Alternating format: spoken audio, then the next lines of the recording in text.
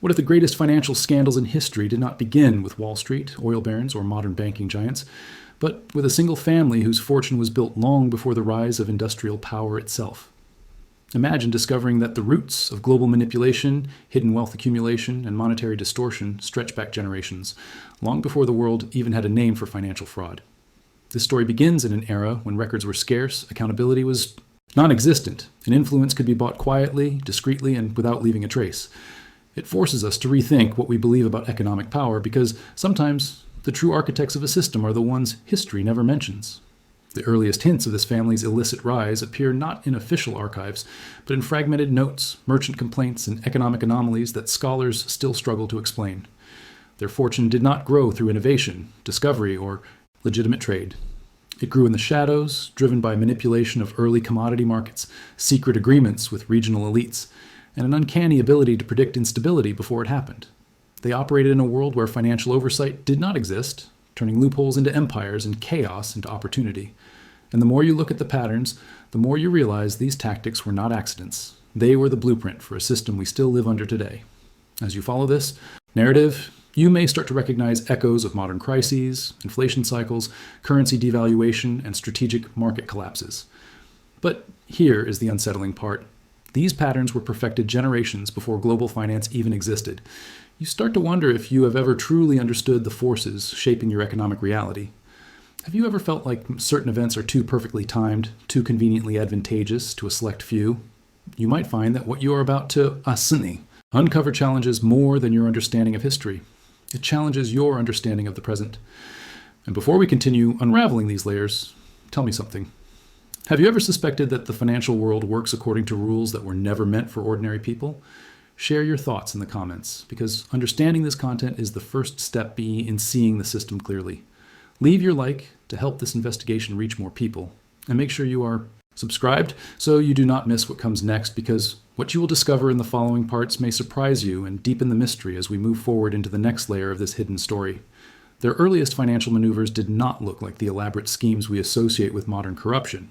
Instead, they appeared as subtle distortions of local trade, tiny interventions that seemed insignificant at first glance but created ripples large enough to shape entire regional markets.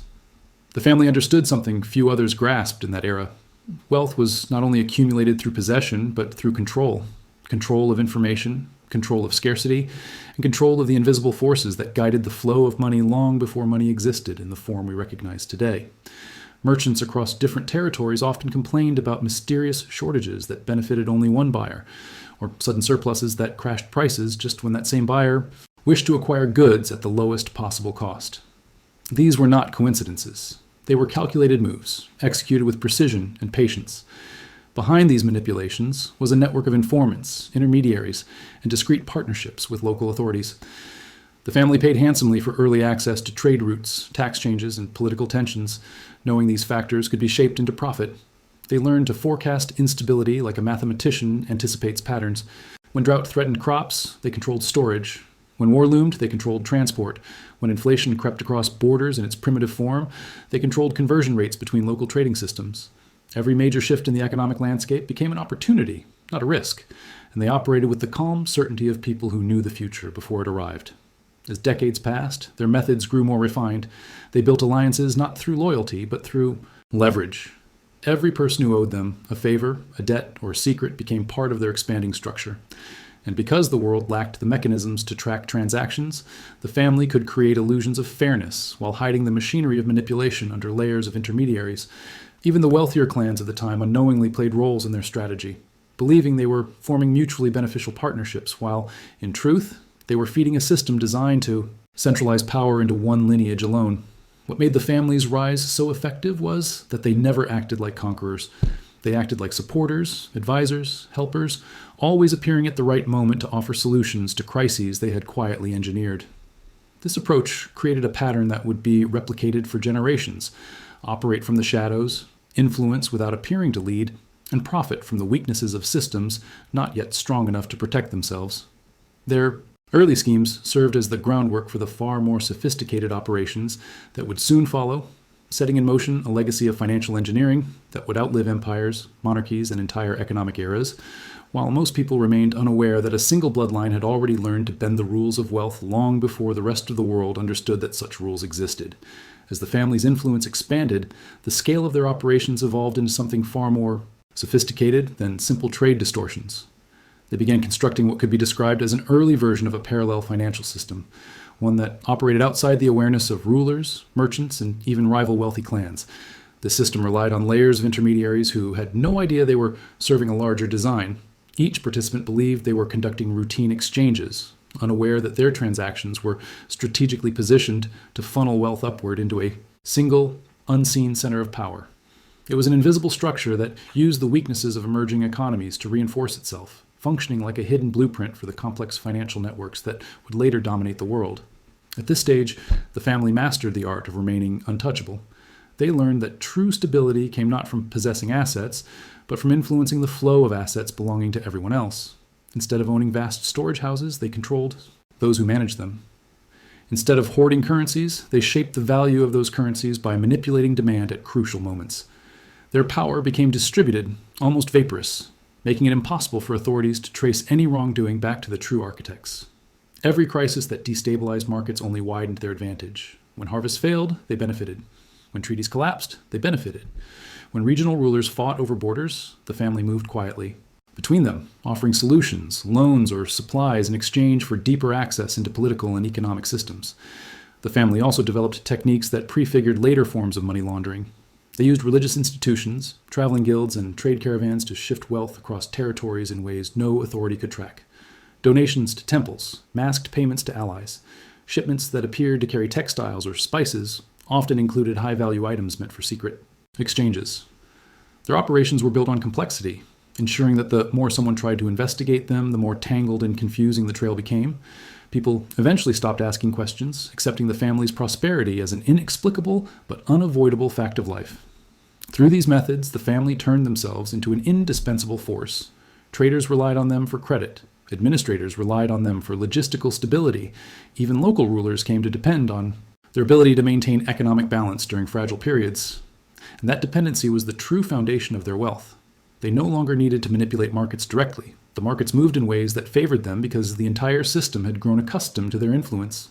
What began as discrete adjustments to trade had now become a sophisticated shadow economy, an almost invisible empire built on orchestrated scarcity, hidden leverage, and an understanding of human behavior that allowed them to predict outcomes long before others recognized the pattern forming around them. The mechanism that truly transformed the family's influence from regional manipulation to long-range financial dominance was not a single invention, but a calculated system built on exploiting structural blind spots that no government of the time had the sophistication to detect. Their brilliance lay in identifying how early administrative institutions functioned, where information slowed down, where authority weakened, and where opportunity quietly expanded in the gaps between regulation and reality. They realized that every market, no matter how primitive, had pressure points. Some came from taxation, others from seasonal shortages, others from the unpredictability of rulers who lacked financial expertise. The family learned to push each of these points with precision, creating controlled fluctuations that looked natural but were carefully engineered to increase their leverage.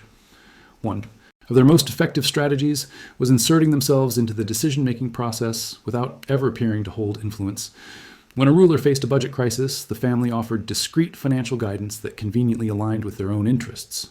When a merchant guild needed stability, they provided credit under terms that ensured dependency. They understood the psychology of power. Leaders rarely refused help when their authority was threatened, and once they accepted help, their autonomy quietly diminished. Over time, the family gained access to the internal mechanics of regional economies, including tax collection schedules, inventory estimates, and future trade plans. With this information, they could orchestrate price swings before anyone else even realized the conditions for those swings were forming. They also exploited gaps created by antiquated record-keeping systems, because most economies of the era relied on handwritten ledgers, maintained by individuals rather than institutions. Discrepancies were not only common, but expected. The family used this inconsistency to blur the trail of their involvement. They would orchestrate simultaneous transactions across multiple territories, ensuring that no single bookkeeper ever saw the full picture. To the outside world, they appeared to be ordinary traders with exceptional timing. In truth, they were conducting experiments in economic manipulation centuries before the concept of a financial model existed. Their success did not rely solely on secrecy, it relied on adaptability. Whenever a region attempted to modernize its trade policies or tighten oversight, the family adjusted immediately. They anticipated reforms before they were implemented, prepared competitors to fail under new rules, and positioned themselves as essential intermediaries who could navigate the changes better than anyone else. This ability to remain indispensable, even in shifting environments, became the core of their long-term strategy. At a time when most merchants struggled to survive a single generation, this family was building a mechanism designed to endure for centuries, passing knowledge not through official documentation, but through tightly guarded instruction whispered from parent to heir. Their influence had become so deeply embedded in the economic fabric that even when signs of manipulation appeared, no one could identify a clear perpetrator. The system itself seemed to move around them, bending without breaking, evolving in ways that always brought them closer to the center of power. And as this invisible infrastructure strengthened, the family began preparing for a transition into even more complex forms of control, confident that no authority could unravel the structure they had engineered. If any of this reminds you of patterns you have seen in today's world, tell me your thoughts in the comments. Your perspective might reveal connections others have not noticed yet. As the centuries progressed and the global financial landscape became increasingly interconnected, the family's schemes evolved with equal sophistication. They were no longer merely exploiting isolated markets or regional vulnerabilities. They were now studying the early architecture of emerging economies, identifying weaknesses long before official systems recognized them. What made their operation so remarkable was their ability to adapt without ever exposing themselves.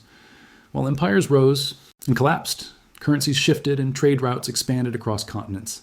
The family maintained a stable core strategy, anticipate systemic change, position themselves ahead of it, and profit from the turbulence that consumed everyone else. Their early manipulation of commodity markets matured into something far more advanced as international trade became more structured. They learned to weaponize timing, information, and scarcity at a global scale. For example, when a distant kingdom debated new trade tariffs, the family's agents already knew months in advance and quietly adjusted supply chains so that they would profit regardless of the outcome. If a ruling class in one region attempted to stabilize currency values, the family destabilized peripheral markets to create pressure that forced those rulers into negotiations favorable to them. Their influence was no longer confined to local territories. It slipped into diplomatic conversations, treasury decisions, and the earliest prototypes of international financial agreements. What made their method uniquely effective was the absence of identifiable fingerprints. They operated through layers of intermediaries, merchant houses, and advisory councils, each one believing it was making independent decisions. Leaders consulted them for guidance, unaware that the advice they received was part of an orchestrated strategy designed to create predictable outcomes. Because the family rarely appeared publicly in political disputes, they avoided becoming targets. Instead, their influence grew quietly, becoming woven into the natural flow of trade and policy. Over time, their interventions became so subtle that economic shifts appeared organic, even inevitable. Their strategies also began to resemble what we would now call market engineering. They would intentionally increase volatility in regions where stability threatened their leverage. They spread misinformation through traveling diplomats or merchant guilds, sparking reactions that influenced prices without ever requiring direct intervention. They controlled liquidity in early financial networks, determined which debts would be forgiven, and shaped which alliances between trading powers succeeded or failed. These actions allowed them to direct the evolution of entire economies, steering them toward outcomes that maintained the family's long-term advantage. As financial systems grew more complex, it might seem logical that tracking such manipulation would become easier. Instead, the opposite occurred. Complexity became their greatest ally. Emerging financial instruments, cross-border exchanges, and long-distance trading caravans created a maze of transactions impossible for any ruler to fully monitor. By embedding themselves deeply within these networks, the family ensured that every attempt at reform simply created new opportunities for them to exploit. They were not fighting against the system. They were becoming the system, transforming centuries of accumulated skill into a quiet, enduring force that guided economic development from behind the scenes. By the time global trade routes solidified into formal commercial corridors and early financial institutions began to appear, the family had already woven themselves into the political fabric of multiple regions. Their influence was no longer limited to market manipulation or economic timing. It extended into the decisions of rulers, councils, and emerging states that were shaping the geopolitical order. They understood that money alone could not secure long-term power. Real dominance required guiding the people who shaped laws, controlled armies, and held authority over entire populations. So the family moved with deliberate subtlety, becoming advisors, financiers, and indispensable intermediaries to leaders who believed they were acting independently. Their strategy focused on a simple truth. Authority is vulnerable when it lacks economics. Stability. Whenever a ruler faced a treasury crisis, a drought that disrupted agriculture, or a political dispute that strained national resources, the family stepped forward with quiet solutions. They offered credit lines disguised as diplomatic gestures, logistical support framed as humanitarian assistance, or trade guarantees presented as mutual prosperity agreements. Each gesture created dependency, binding influential leaders to the family's private networks. Over time, those rulers began making decisions that aligned not with their own state's interests, but with the subtle guidance of those who held their financial lifelines. The family also mastered the art of shaping geopolitical tensions to their advantage. They recognized that conflict, when managed properly, could create vast opportunities. A war between two rival regions destabilized markets, redirected trade, and forced governments to borrow heavily. The family positioned themselves so they could supply both sides, indirectly profit from the disruption, and later influence the peace negotiations that followed. Their role remained invisible because they never engaged openly. Instead, they used merchants, diplomats, and allied noble families as intermediaries. Each layer added deniability, ensuring no ruler ever suspected that the true architects of many geopolitical outcomes were not generals or diplomats, but financiers, working silently behind the scenes. Their influence extended even further as early. Nation-states sought to modernize. When kings attempted to standardize currency systems, the family advised on conversion rates that quietly benefited their hidden reserves. When governments sought partners for ambitious infrastructure projects, the family controlled which merchants were chosen, ensuring loyalty flowed back to them. Over decades, they came to understand the mechanisms of governance better than many officials tasked with running those governments. They could predict administrative failures, anticipate public unrest, and foresee economic collapse with astonishing accuracy, simply because they had orchestrated or influenced the conditions that led to those outcomes. At this stage, the family's power was not measured in gold, land, or military strength, but in access. They held access to information long before formal intelligence networks existed. They held access to resources long before supply chains were formally documented. They held access to rulers long before political advisors became professionalized. Their presence was a quiet constant that shaped decisions both large and small. And because they operated through influence rather than visibility, history would record the names of kings and conquerors, while the true engineers of economic and geopolitical shifts remained hidden, steadily preparing the next generation to inherit a form of power the world was never meant to see. As financial networks matured and early banking structures emerged across continents, the family discovered an even more profitable pattern hidden within the cycles of collapse that affected kingdoms, markets, and entire civilizations. They realized that economic failure was not merely a consequence of mismanagement, but a predictable event that repeated itself with almost mathematical precision. Inflationary surges, currency devaluations, resource shortages, political instability, and shifting alliances all created opportunities for unprecedented expansion. But unlike merchants or rulers who feared these crises, the family embraced them as the most efficient tool for repositioning wealth, influence, and control. Instead of resisting collapse, they learned to engineer it in ways that ensured they would always emerge stronger than before. The key to their strategy lay in understanding that collapse created a vacuum of authority. When treasuries drained, rulers lost legitimacy. When banks failed, trust evaporated. When trade routes broke, economies fragmented. These moments of vulnerability made entire nations susceptible to outside influence. The family inserted themselves precisely at these pressure points, offering stability to leaders who could no longer maintain it alone. They provided emergency credit that chained governments to them for decades. They supplied grain, metals, or currency reserves at inflated terms disguised as goodwill. They facilitated negotiations between rival factions, positioning themselves as indispensable mediators whose involvement seemed altruistic but carried long-term financial hooks. Because each collapse exposed a new weakness in the global system, the family refined their techniques with every cycle. When a currency dipped, they had already positioned reserves to profit from the rebound. When a trade war erupted, they had already secured alternative routes through intermediaries who owed them loyalty. When a kingdom faced revolution, they had already chosen which future. Leaders would be granted financial lifelines. They did not simply survive crises. They shaped them, directing their intensity, timing, and consequences to align with their hidden objectives. To outside observers, these collapses appeared as natural fluctuations in the early global system. But the more one examines the timing and beneficiaries, the clearer the pattern becomes. Someone always gained predictably from the chaos. Their power reached its peak during eras of widespread instability. The more fragile the world became, the more essential the family appeared. Rulers praised them as stabilizing forces, unaware that the conditions requiring their intervention had been silently influenced by the very same people. Economies rebuilt under the family's guidance unknowingly adopted the structures that favored them. Trade agreements crafted after collapses were shaped according to their needs. Even cultural norms surrounding debt, repayment, and economic responsibility shifted subtly, in ways that expanded their long-term leverage. It was a silent rewriting of economic reality, one collapse at a time. And as their methods evolved, the family prepared for an even larger transformation, the age of institutionalized finance, where they would no longer need to interfere directly. The systems themselves would begin to reflect their logic, rewarding those who understood the hidden rhythms of crisis and punishing those who believed collapses were accidents rather than instruments of power. If this cycle makes you think of patterns repeating today, share your observation in the comments. Your insight might uncover connections that deserve to be seen. As the world transitioned into the era of formal institutions, standardized currencies, and international agreements, the family recognized that their old methods, while effective, would soon need to evolve into something far more sophisticated.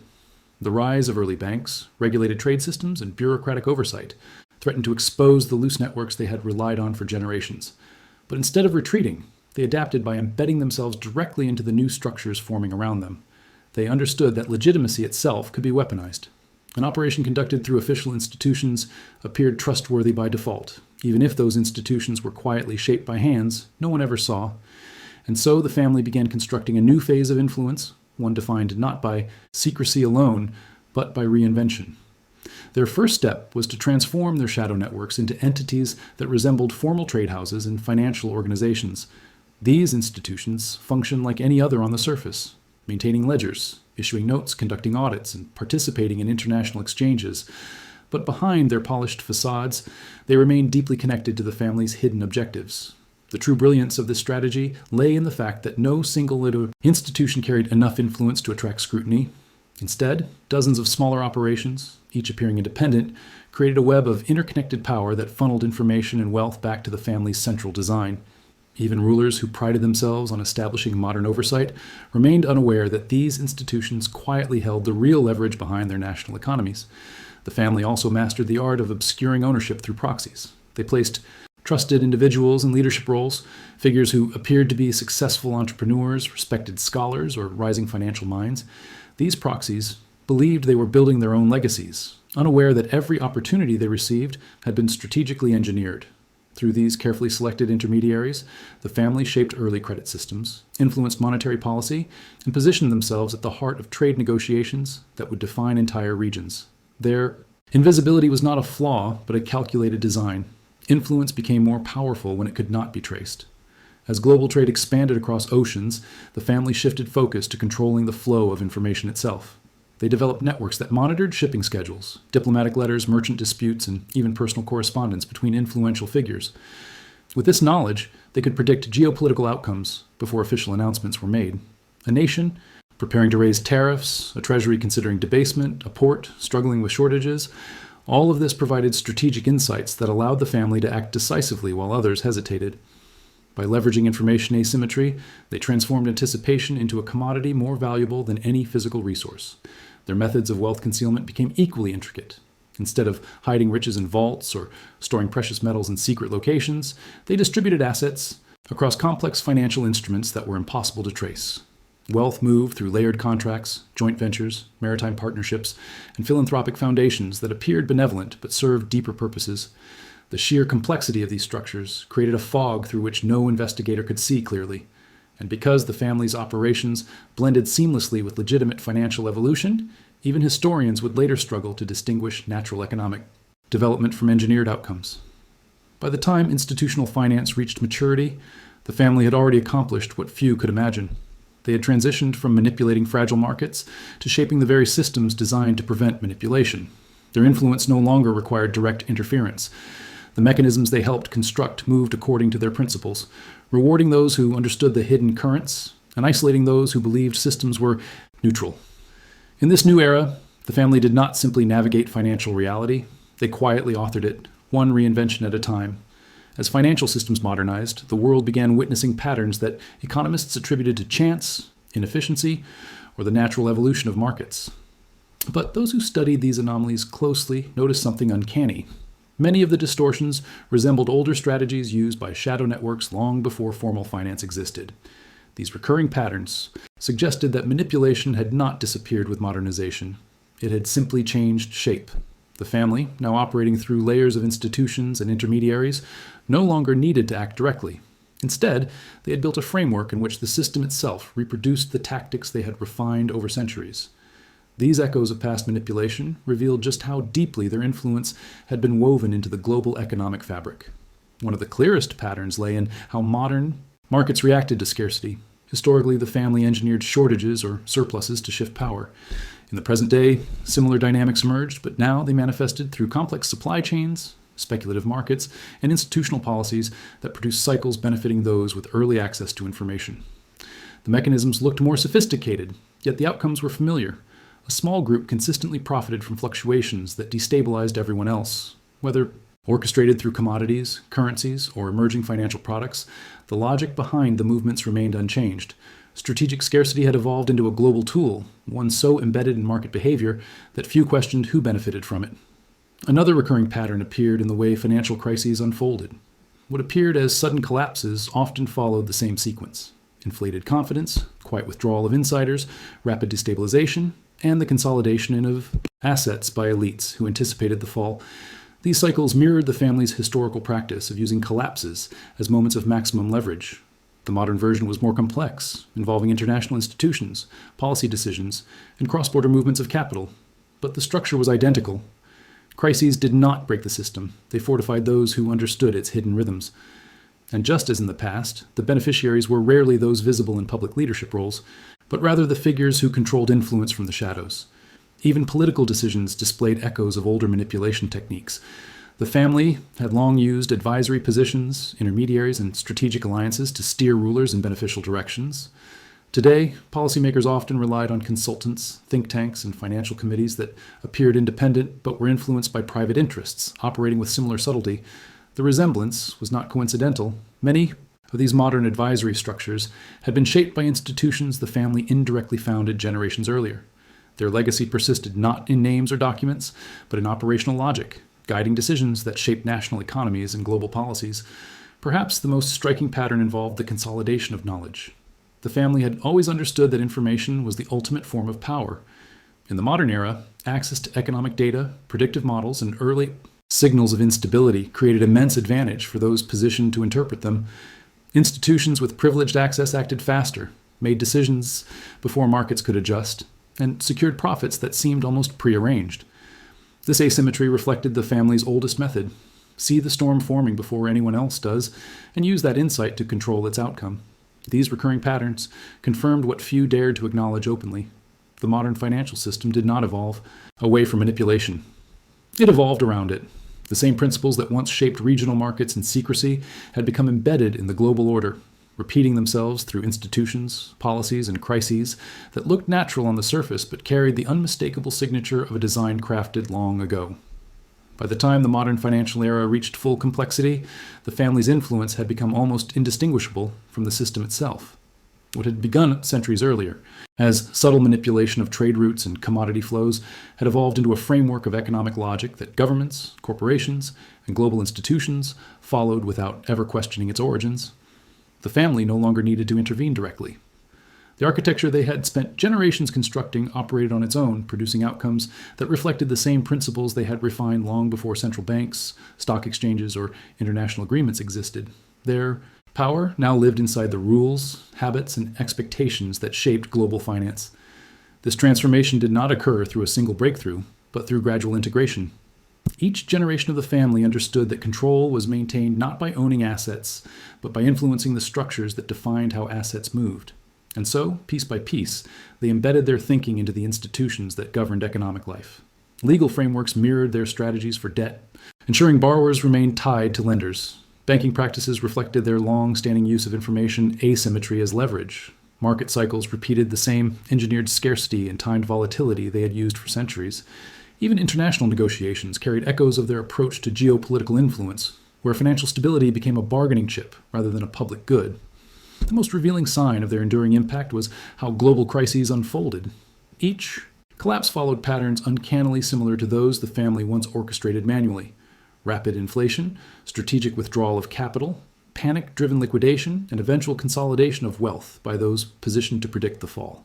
These cycles were no longer engineered by a single lineage, yet they faithfully reproduced the blueprint the family had crafted. The system had learned their logic and internalized it, rewarding those who exploited instability and punishing those who assumed markets were guided by fairness or transparency. What had once been manipulation had become normalization. Their legacy extended beyond finance. Cultural attitudes toward debt, risk, wealth, and scarcity aligned with the philosophy the family had relied on for centuries. That opportunity belongs to those who anticipate shifts, not those who react to them. Generations of leaders, economists, and policymakers unknowingly grew up inside an intellectual framework built from the family's early experiments.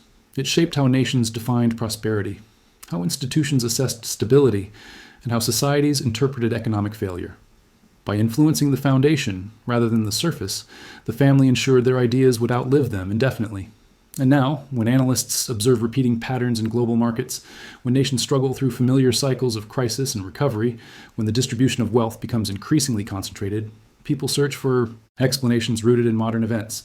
Yet the real origins trace back much further, to a lineage that mastered the art of shaping systems so thoroughly that their fingerprints no longer appear. Their influence is not found in documents, but in the rhythm of global finance itself, echoing the methods they perfected long before the world realized such power could be hidden in plain sight. If you stayed with me until this point, let me know by leaving a comment with the phrase, "I am here until the end." It helps me understand who is absorbing this full story. And if this deep dive brought you clarity or opened new perspectives, consider subscribing to the channel so you can continue exploring content like this with me. A like also helps this message reach more people who should be questioning what truly shapes our economic world. There's a video waiting here that expands on everything we uncovered, so click and continue this exploration with me.